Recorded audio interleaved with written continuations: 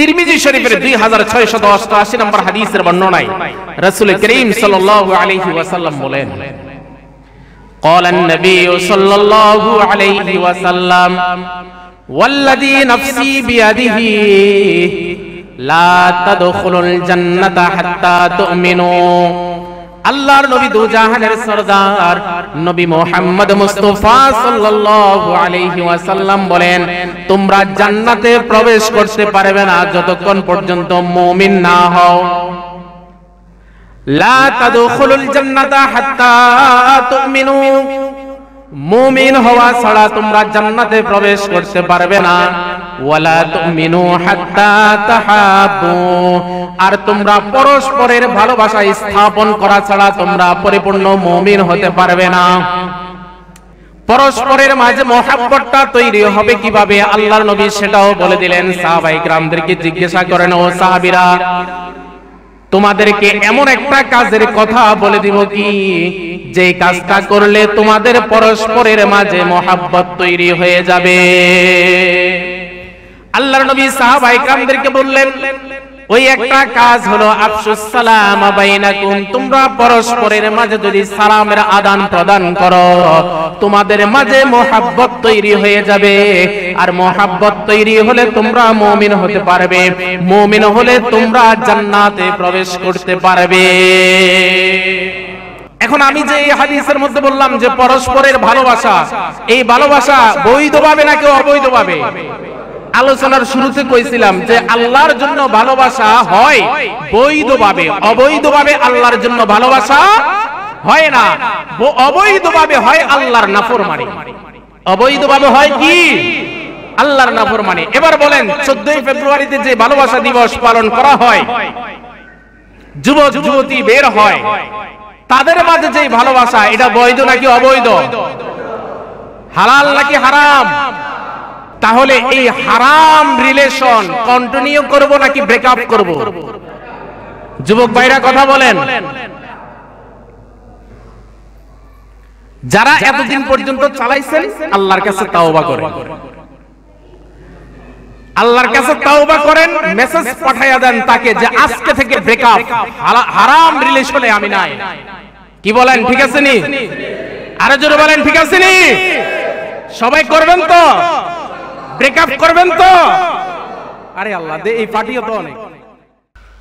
আল্লাহ পাক রব্বুল আলামিনের আলিশান দরবারে লাখো কোটি শুকর, যে মহান রব্বুল আলামিন আমাদেরকে অত্যন্ত দয়া করে, মায়া করে, মহব্বত করে সুস্থ ও সবল রেখে দীর্ঘ নেক হায়াত দান করে আল্লাহ তাআলার সবচেয়ে প্রিয় জায়গা মসজিদে জুমার নামাজ আদায় করার জন্য আসার তৌফিক দিয়েছেন। সেজন্য অন্তরের অন্তঃস্থল থেকে মুহাব্বতের সহিত উচ্চ আওয়াজে কালিমাত শুকর আদায় করে আলহামদুলিল্লাহ। সম্মানিত মুসলিম ইকরাম, খুতবার মধ্যে কালামা হাকিম থেকে একখানা আয়াত তেলাওয়াত করেছি। রাসূল করিম সাল্লাল্লাহু আলাইহি ওয়াসাল্লামের অসংখ্য অগণিত হাদিস মুবারাকা থেকে একটি হাদিস পাঠ করেছি। উক্ত আয়াত এবং হাদিসকে সামনে রেখে নির্দিষ্ট একটি বিষয়ের উপরে কিছু কথা বলার জন্য ইনশাআল্লাহ চেষ্টা করব। আমরা জানি আজকে ফেব্রুয়ারি মাসের 7 তারিখ। কি বলেন, ঠিক আছে না? আগামী শুক্রবার হলো 14 তারিখ। ফেব্রুয়ারি মাসের 14 তারিখে একটা দিবস পালন করা হয়। ওই দিবসের নাম কি জানেন না কেউ? কি দিবস? বিশ্ব ভালোবাসা দিবস। বিশ্ব ভালোবাসা দিবসকে সামনে রেখে এই দিনে অনেক ইবাদত বন্দেগী করে। কি কোন ইবাদত বন্দেগী হয় না? যত ধরনের নোংরামি আছে, বেহায়াপনা আছে, অশ্লীলতা আছে, বেহায়াপনার মধ্যে, অশ্লীলতার মধ্যে, নোংরামির মধ্যে আমাদের অনেক যুবক যুবতী ভাই বোনেরা না বুঝে লিপ্ত হয়ে যায়। এই দিবসকে কেন্দ্র করে ভালোবাসা দিবস। আসলে ভালোবাসা শব্দটা এটা খারাপ না, পবিত্র একটা শব্দ। ভালোবাসা শব্দটা অপবিত্র নাকি পবিত্র? পবিত্র। এটাকে সঠিক জায়গায় ব্যবহার করতে হবে, লাগাতে হবে। পবিত্র শব্দটাকে যদি অপবিত্র জায়গায় লাগায় তাহলে এটা জুলুম হবে। যে কোনো জিনিস অপাত্রে রাখলে এটা জুলুম হবে, এটা করা যাবে না। দেখেন আল্লাহ তাআলা কোরআনুল কারীমের সূরা বাকারার 165 নম্বর আয়াতের মধ্যে বলেন, قال الله تعالى في القرآن المجيد والفرقان الحميد ومن الناس من يتخذ من دون الله أندادا يحبونهم كحب الله والذين آمنوا أشد حبا لله।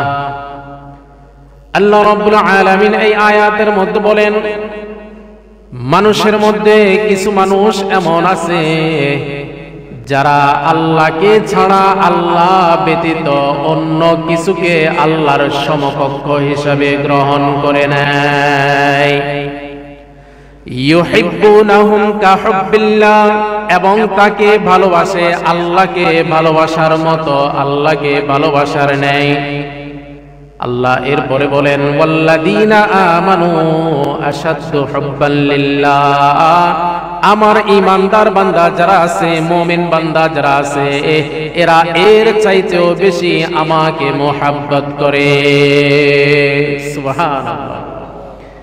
এই আয়াতের মধ্যে আল্লাহ আমাদের কথা বললেন যে আমরা প্রথমে বললেন যে কিছু মানুষ এমন আছে যারা আল্লাহকে ছাড়া অন্য কিছুকে আল্লাহর সমকক্ষ হিসাবে গ্রহণ করে নেয় এবং সেগুলোর প্রতি ভালোবাসাও প্রদর্শন করে আল্লাহর ভালোবাসার মতো। এটা হলো মুশরিকদের কথা বললেন। এরপরে মুমিনদের কথা বললেন যে আমার কিছু মুমিন বান্দা আছে, মুমিন বান্দা যারা, এরা ওদের চাইতেও অনেক বেশি আমি আল্লাহকে ভালোবাসি। 3-4টা আয়াত বলবো, আয়াতগুলো একটু খেয়াল করে শুনিয়েন। এরপরে সূরা বাকারার 195 নম্বর আয়াতে আল্লাহ তাআলা বলেন, ওয়ালা তুলকু বিআইদিকুম ইলা তাহলুকা।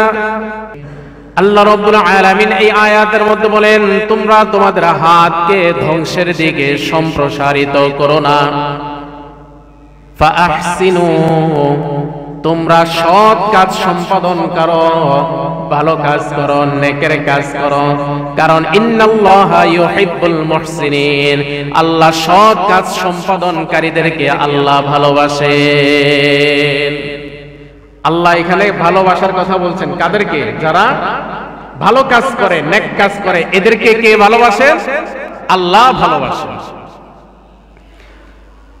এরপরে সূরা বাকারার 222 নম্বর আয়াতে আল্লাহ তাআলা বলেন, ইন্নাল্লাহা ইউহিব্বুত তাওয়াবিনা ওয়া ইউহিব্বুল মুতাতাহহিরিন। এই আয়াতে আল্লাহ বলেন, নিশ্চয়ই আল্লাহ তাওবাকারীকে ভালোবাসেন, নিশ্চয়ই আল্লাহ যারা পবিত্রতা অর্জন করে ওই পবিত্রতা অর্জনকারীদেরকে আল্লাহ ভালোবাসেন। সূরা আলে ইমরানের 76 নম্বর আয়াত রব্বে কারীম বলেন, ইন্নাল্লাহা ইউহিব্বুল মুত্তাকিন, নিশ্চয়ই আল্লাহ তাআলা মুত্তাকিনদেরকে ভালোবাসেন। সূরা আলে ইমরানের 146 নম্বর আয়াতে রব্বে কারীম আরো বলেন, ওয়াল্লাহু ইউহিব্বুস সাবিরিন, আল্লাহ সবরকারীদেরকে ভালোবাসেন। সুবহানাল্লাহ। এই যে কতগুলা আয়াত বললাম, এই কতগুলা আয়াত থেকে কি বুঝলেন? প্রথমে একটা আয়াত বলেছি, ওই আয়াতের মধ্যে আল্লাহ বললেন আমরা আল্লাহকে ভালোবাসি। প্রথম আয়াতে আল্লাহ কি বলছেন? আমরা মুমিন যারা আছি এরা কাকে ভালোবাসি? আল্লাহকে ভালোবাসি। এরপরে অনেকগুলো আয়াতের মধ্যে আল্লাহ বললেন যে আল্লাহ আমাদেরকে ভালোবাসেন। একটা আয়াতে বললেন আমরা আল্লাহকে ভালোবাসি, অনেকগুলো আয়াতের মধ্যে বললেন আল্লাহ আমাদেরকে ভালোবাসে। কি ভাই, ভালোবাসা তো এমন জনের জন্যই হওয়া দরকার যে আমাকে বারবার বলবে আমি তোমাকে ভালোবাসি, আমি তোমাকে ভালোবাসি। আর তিনি যদি হন আমাদের রব, আমাদেরকে বানানেওয়ালা, যিনি বানাইলেন, তাহলে তো আর কোনো কথাই নাই। তিনি বলেন, বান্দা তোমাকে আমি ভালোবাসি যখন তুমি আমাকে ভয় করো, বান্দা তোমাকে আমি ভালোবাসি যখন তুমি তাওবা করো, বান্দা তখনও তোমাকে আমি ভালোবাসি যখন তুমি পবিত্রতা অর্জন করো, বান্দা তখনও তোমাকে আমি ভালোবাসি যখন তুমি সৎ কাজ করো, ভালো কাজ করো, তখনও তোমাকে আমি ভালোবাসি যখন তুমি সবর করো। আর কি চাও? দুনিয়ার অন্ধ ভালোবাসার জন্য আমরা কত গুনাহের মধ্যে লিপ্ত হয়ে যাই, অথচ আল্লাহর ভালোবাসার জন্য আমরা কি করেছি? কি বলেন? দুনিয়ার অন্ধ ভালোবাসার জন্য কত গুনার মধ্যে লিপ্ত হওয়া লাগে না? কিন্তু আল্লাহর ভালোবাসার জন্য আমরা কি করেছি? কি করলাম? অথচ আমাদেরকে সবচাইতে বেশি ভালোবাসেন কে? আর একটু জোরে বলেন, কে? আল্লাহ সবচাইতে বেশি ভালোবাসেন।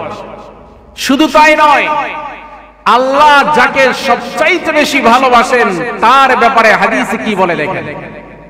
বুখারী শরীফের 6040 নম্বর হাদিসের বর্ণনায় قال النبي صلى الله عليه وسلم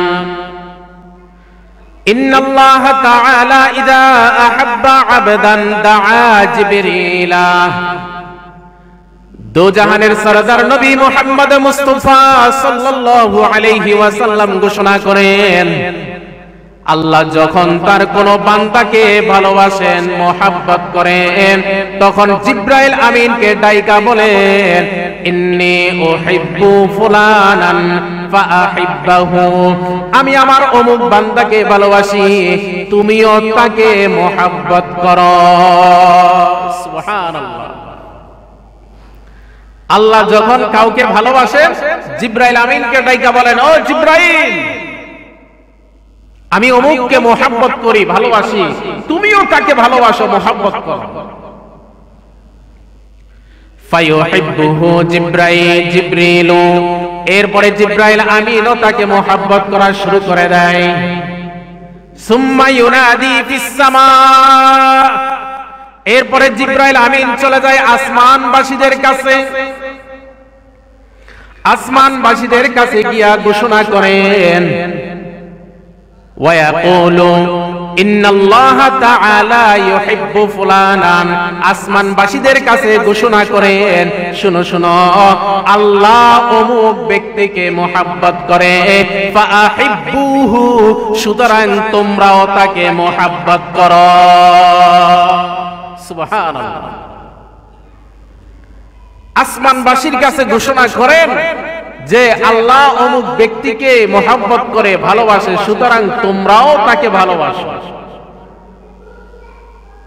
এরপরে আসমানবাসীরাও তাকে মোহাব্বত করা শুরু করে দেয়।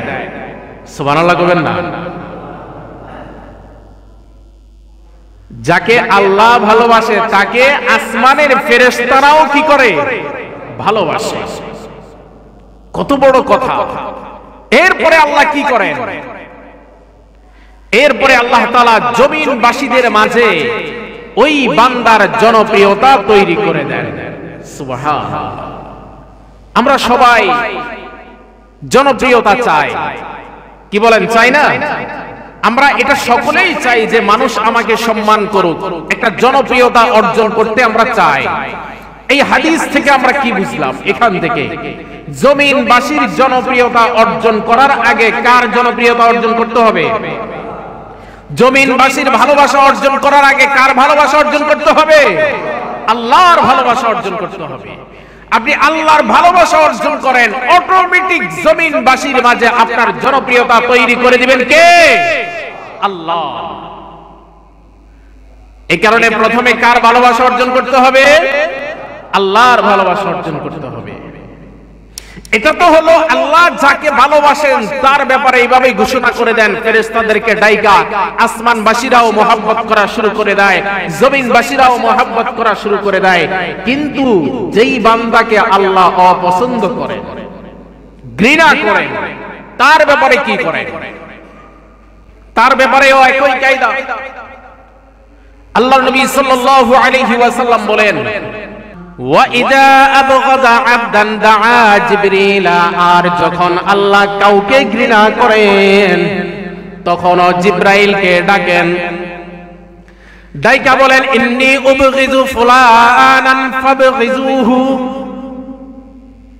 আল্লাহ জিব্রাইলকে বলেন আমি অমুক ব্যক্তিকে ঘৃণা করি, সুতরাং তুমিও তাকে ঘৃণা করো। জিব্রাইল আমিন তাকে ঘৃণা করে। সুম্মা ইউনাদি ফিস সামা, জিব্রাইল আমিন চলে যায় আসমানবাসীর কাছে। আসমানবাসীর কাছে গিয়া তাদের কাছেও ঘোষণা করে দেন যে আল্লাহ অমুক ব্যক্তিকে ঘৃণা করে, তোমরাও তাকে ঘৃণা করো। এরপরে আসমানবাসীরাও ঘৃণা করা শুরু করে দেয়। অতএব আমরা আল্লাহর মহব্বতের পাত্র হব নাকি ঘৃণার পাত্র হব? ওরা কথা কয় না, বুঝেন নাই আপনারা? আমরা ঘৃণার পাত্র হব নাকি আল্লাহর মহব্বতের পাত্র হব? আল্লাহ সবাইকে কবুল করেন। আল্লাহর মহব্বতের পাত্র হলে ফেরেশতাদের মহব্বত তৈরি হয়ে যাবে, আর ফেরেশতারা যখন মহব্বত করা শুরু করে দিবে, জমিনবাসীরাও মহব্বত করা শুরু করে দিবে। জমিনবাসীর মাঝেও একটা জনপ্রিয়তা তৈরি হয়ে যাবে। আপনি জনপ্রিয়তা অর্জনের জন্য আর দৌড়ানো লাগবে না, টাকা পয়সা খরচ করা লাগবে না, আল্লাহই জনপ্রিয়তা তৈরি করে দিবে। আল্লাহর এমন অনেক নেককার বান্দারা আছে না, যাদেরকে আমরা বিনা কারণে নিঃস্বার্থে ভালোবাসি। কি কারণ? এমন অনেক বান্দারা আছে না, নিঃস্বার্থে তার জন্য একটা ভালোবাসা, তার জন্য একটা মায়া কাজ করে। এটা কোন দিক থেকে ইশারা? নিশ্চয়ই লোকটা কার ভালোবাসা অর্জন করেছে? আল্লাহর ভালোবাসা অর্জন করেছে। আল্লাহ সেভাবে সিস্টেম করে দিয়েছে। আল্লাহ জিব্রাইল আমিনকে আদেশ করেছে, আসমানবাসীদের ভালোবাসা অর্জন হয়েছে, এরপরে জমিনবাসীদের মাঝে তার জনপ্রিয়তা তৈরি করে দিয়েছে। এই কারণে দুনিয়ার পিছনে না দৌড়াইয়া আমরা আল্লাহর ভালোবাসা কিভাবে অর্জন করা যায় সেদিকে দৌড়াতে হবে, তাহলে আমার সবকিছু অর্জন হয়ে যায়। প্রিয় মুসল্লি ভাইয়েরা আমার, বলতেছিলাম ভালোবাসা শব্দটা এটা অপবিত্র নাকি পবিত্র? আর একটু জোরে বলেন, পবিত্র।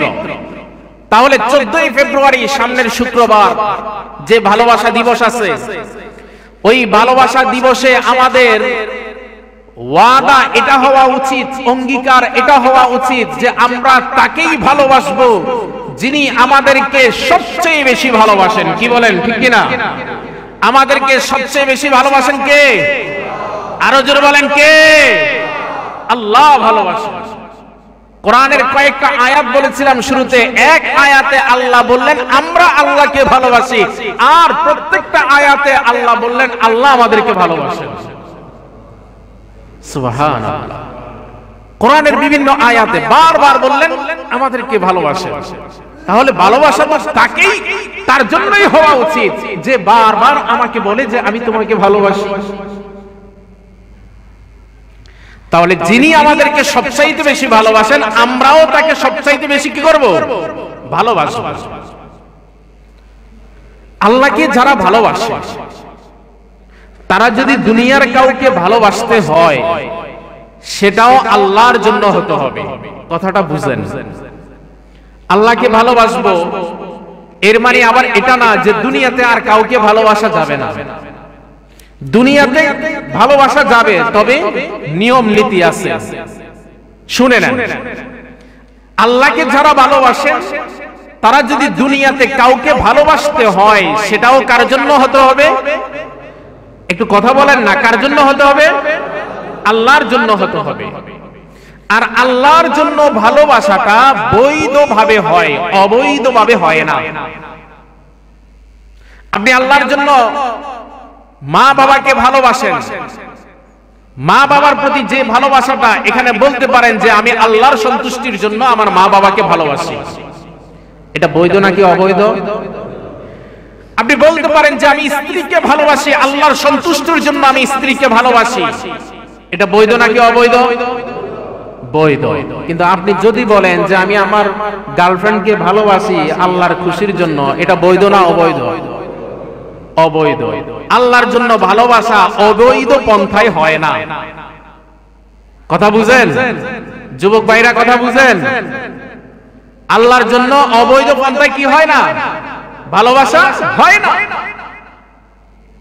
বৈধ পন্থায় হওয়া লাগবে। ওটা ভালোবাসা না, ওটা আল্লাহর নাফরমানি হয়। সেখানে আল্লাহর কি হয়? নাফরমানি হয়। দেখেন, যারা বৈধভাবে আল্লাহর জন্য ভালোবাসে, একে অপরকে ভালোবাসে, ফায়দাটা কি এখানে? উপকার কি? লাভ কি? এক নাম্বার লাভ হলো তার জন্য আল্লাহর মহব্বতটা ওয়াজিব হয়ে যায়। সুবহানাল্লাহ কইবেন না? সুবহানাল্লাহ কইলে কি গুনাহ হয়নি আপনাগো? তো আপনাগো মুখত্তম বাইরও না, নাকি আমার প্রতি নারাজ? নারাজ নাকি? সুবহানাল্লাহ একবার সুবহানাল্লাহ বললে 20টা গুনাহ মাফ হয়ে 20টা নেকি লিখে দেওয়া হয়। জান্নাতের মধ্যে একটা গাছ তার নামে রোপণ করা হয়ে যায়। তো লাভ না লস? সব তো আপনাকেই লাভ কর না কা। তাহলে এক নাম্বার ফায়দা কি বলছিলাম? কেউ যদি বৈধভাবে আল্লাহর জন্য কাউকে মহব্বত করে, তাহলে তার জন্য কার ভালোবাসা ওয়াজিব হয়? আল্লাহর ভালোবাসা ওয়াজিব হয়। মুসনাদে আহমদ 22030 নম্বর হাদিসের বর্ণনায়, হাদিসে কুদসিতে আল্লাহ রাব্বুল আলামিন ঘোষণা করেন, قال الله تعالى وجبت محبتي للمتحابين فيا والجالسين فيا والمتزاورين فيا। আল্লাহর নবী দুজাহানের সরদার নবী মুহাম্মদ মুস্তাফা সাল্লাল্লাহু আলাইহি ওয়াসাল্লাম ঘোষণা করেন, হাদিসে কুদসিতে আল্লাহ রাব্বুল আলামিন বলেন, যে ব্যক্তি একে অপরকে ভালোবাসে আমি আল্লাহর জন্য, তার জন্য আমার ভালোবাসাটা ওয়াজিব হয়ে যায়। যারা বসে আমি আল্লাহর জন্য, যারা একে অপরের সাথে সাক্ষাৎ করে আমি আল্লাহর জন্য, ওয়াজাবাত মুহাব্বতি, আল্লাহ বলেন তার জন্য আমি আল্লাহর মুহাব্বতটা ওয়াজিব হয়ে যায়। সুবহানাল্লাহ। যার জন্য আল্লাহর মুহাব্বত ওয়াজিব হয়, যাকে আল্লাহ মুহাব্বত করবে, মুহাব্বত করে ভালোবাসবে, তারে কি জাহান্নামের আগুনে দিতে পারবে? না। এই হাদিসে তিনটা লোকের কথা বলেছে।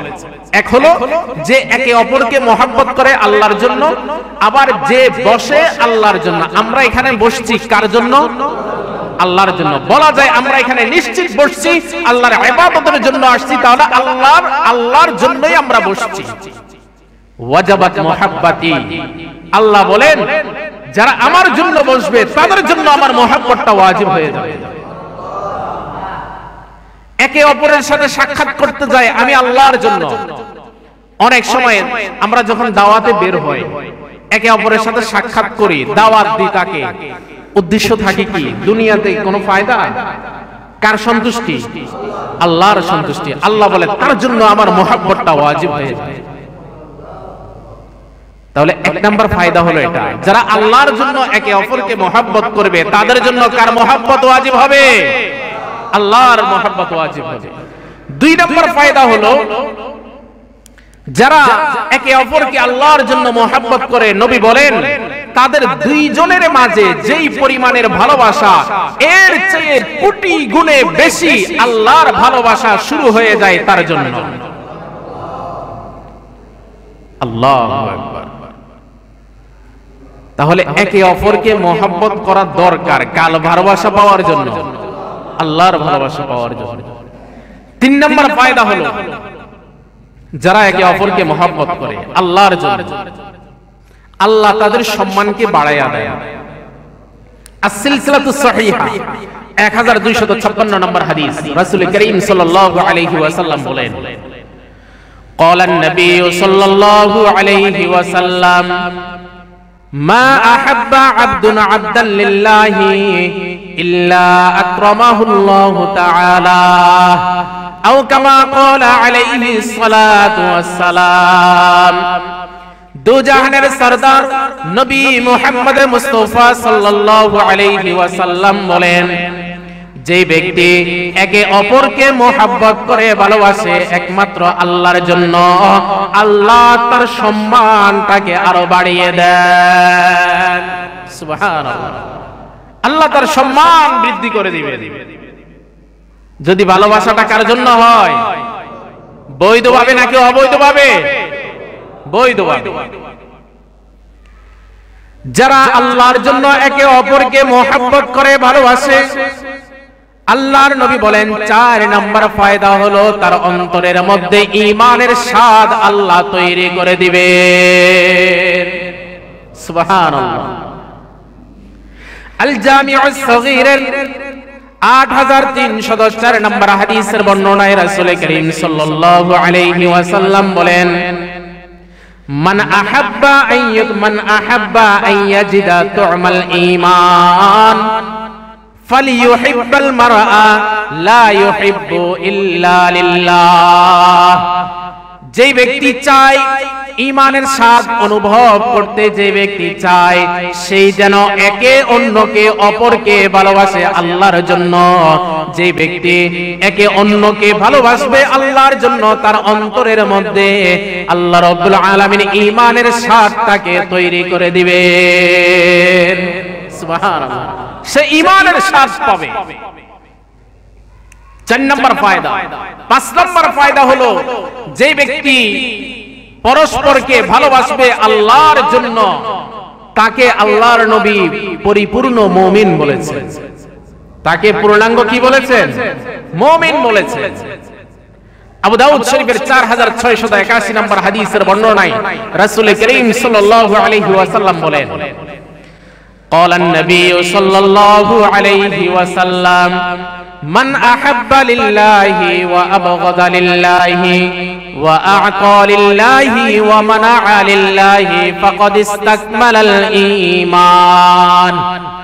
আল্লাহর নবী দুজাহানের সরদার নবী মুহাম্মদ মুস্তাফা সাল্লাল্লাহু আলাইহি ওয়াসাল্লাম বলেন, যে ব্যক্তি আল্লাহর জন্য কাউকে মোহাব্বত করলো, আল্লাহর জন্য কারো সাথে দুশমনি করলো, আল্লাহর জন্য আল্লাহকে সন্তুষ্ট করার জন্য দান করলো, আবার আল্লাহর সন্তুষ্টির জন্য দান করা থেকে বিরত থাকলো, ফাকাদ ইস্তাকমালাল ঈমান। আল্লাহর নবী তাকে বলেন এই ব্যক্তি হলো পরিপূর্ণ মুমিন। সুবহানাল্লাহ। 1 নাম্বার হলো কি? যে আল্লাহর জন্য কাউকে মোহাব্বত করলো, পরস্পর ভালোবাসা, এটা আল্লাহর জন্য। পরস্পর যে বিদ্বেষ আছে, শত্রুতা আছে, এটাও কার জন্য? আল্লাহর জন্য। ধরেন কেউ আমাদের নবীকে গালি দিল, ইসলাম নিয়ে কটূক্তি করলো, তাহলে তার সাথে আমার যে দুশমনি হবে, এই দুশমনিটা হবে কার জন্য? আল্লাহর জন্য হবে। এবং যে ব্যক্তি দান করলো আল্লাহর জন্য, প্রতি শুক্রবারে আপনারা মসজিদে দান করেন, কার জন্য? আল্লাহর জন্য। তাহলে এই দানটাও আল্লাহর জন্য হলো। আবার ওয়া মানাআ লিল্লাহ, এবং আল্লাহর জন্য দান করা থেকে বিরত থাকলো। যেমন এখানে কেউ একজন ডিজে পার্টি করার জন্য চাইতেছে, আপনার কাছে আসছে কিছু অনুদানের জন্য, ভাই আমরা এখানে একটা ডিজে পার্টি করব, কিছু যুবক ভাইয়েরা কিছু আমাদেরকে অনুদান দেন। আপনি চিন্তা করলেন না এটা তো গুনার কাজ, এখানে আমি দেব না। তাহলে এই যে আপনি দান করা থেকে বিরত থাকলেন, এটা কার জন্য? আল্লাহর জন্য। যেই ব্যক্তির মধ্যে এই 4টা গুণ থাকবে, আল্লাহর নবী বলেন ফাকাদ ইস্তাকমালাল ঈমান, তার ঈমান পরিপূর্ণ হয়ে যাবে। তাহলে পরস্পরকে যদি আল্লাহর জন্য ভালোবাসা হয়, কি পরিপূর্ণ হয়? ঈমান পরিপূর্ণ হয়। বলেন কি পরিপূর্ণ হয়? ঈমান পরিপূর্ণ হয়। পরস্পরের ভালোবাসাটা যদি আল্লাহর জন্য হয়, তার জন্য জান্নাতটা ওয়াজিব হয়ে যায়। সুবহানাল্লাহ। কি ওয়াজিব হয়? জান্নাত ওয়াজিব হয়। তিরমিজি শরীফের 2688 নম্বর হাদিসের বর্ণনায় রাসূল করিম সাল্লাল্লাহু আলাইহি ওয়াসাল্লাম বলেন, قال النبي صلى الله عليه وسلم والذي نفسي بيده لا تدخلوا الجنة حتى تؤمنوا। আল্লাহর নবী দুজাহানের সরদার নবী মুহাম্মদ মুস্তাফা সাল্লাল্লাহু আলাইহি ওয়াসাল্লাম বলেন, তোমরা জান্নাতে প্রবেশ করতে পারবে না যতক্ষণ পর্যন্ত মুমিন না হও। লা তাদখুলুল জান্নাতা হাত্তা তুমিনু, মুমিন হওয়া ছাড়া তোমরা জান্নাতে প্রবেশ করতে পারবে না। ওয়ালা তুমিনু হাত্তা তাহাব্বু, আর তোমরা পরস্পরের ভালোবাসা স্থাপন করা ছাড়া তোমরা পরিপূর্ণ মুমিন হতে পারবে না। কথাটা খেয়াল করেন। প্রথমে বললেন যে তোমরা মুমিন হওয়া ছাড়া জান্নাতে প্রবেশ করতে পারবে না। মুমিন হওয়া ছাড়া কোথায় প্রবেশ করা যাবে না?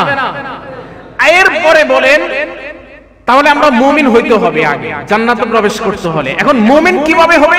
আল্লাহর নবী বলেন যে পরস্পরের মাঝে ভালোবাসা মহাব্বত স্থাপন করা ছাড়া তোমরা মুমিন হতে পারবে না। তাহলে মুমিন হওয়ার জন্য পরস্পরের মাঝে কি লাগবে? আরো জোরে বলেন, কি লাগবে? ভালোবাসা লাগবে। এই ভালোবাসা স্থাপন হলে কি হওয়া যাবে? মুমিন হওয়া যাবে। মুমিন হলে কোথায় প্রবেশ করতে পারবো? জান্নাতে প্রবেশ করতে পারবো। তাহলে জান্নাতে প্রবেশের জন্য মুমিন হওয়া দরকার।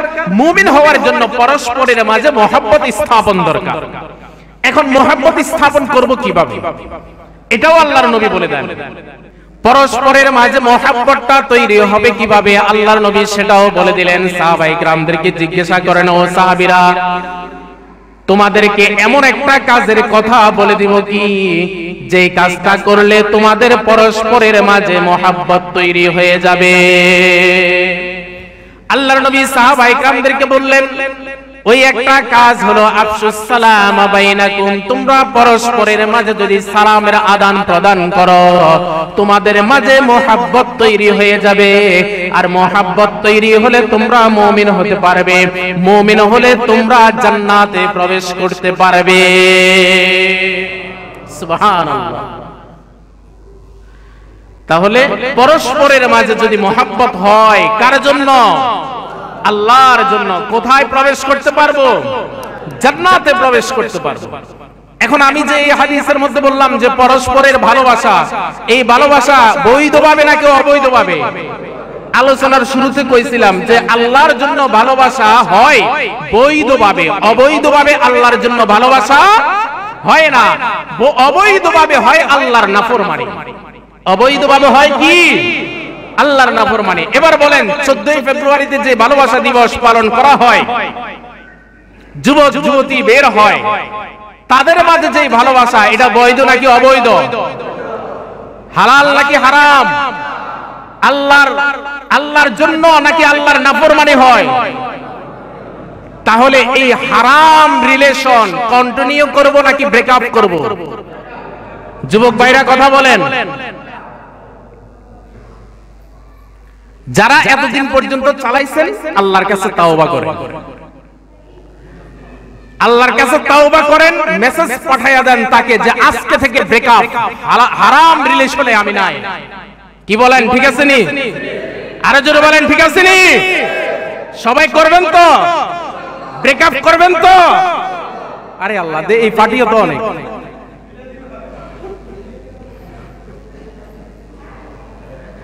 আমরা একে অপরকে মহব্বত করব কার জন্য? আল্লাহর জন্য। ভালোবাসা শব্দটা শুরুতেই বলেছিলাম, ভালোবাসা শব্দটা পবিত্র। এটাকে পবিত্র জায়গায় লাগাতে হবে। আমার মা বাবাকে আমি মহব্বত করব আল্লাহর জন্য, স্ত্রী সন্তানদেরকে মহব্বত করব আল্লাহর জন্য, আত্মীয় স্বজনদেরকে মহব্বত করব কার জন্য? আল্লাহর জন্য।